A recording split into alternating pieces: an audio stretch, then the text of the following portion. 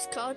It looks very professional, and I'm probably the first people to ever get it, because Aussie and Cuba got the tangpo like last week, and then the got one of these.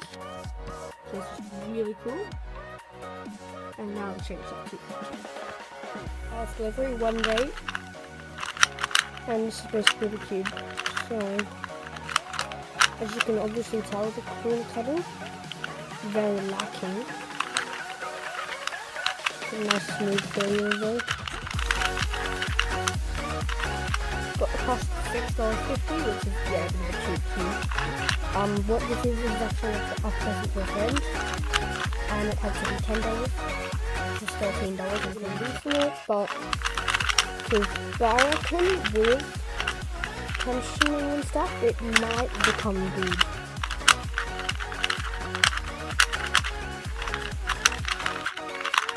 And baby, of course.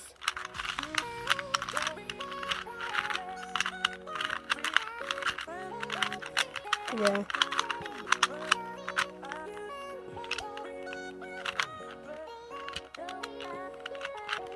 Get a kind of blocky feel.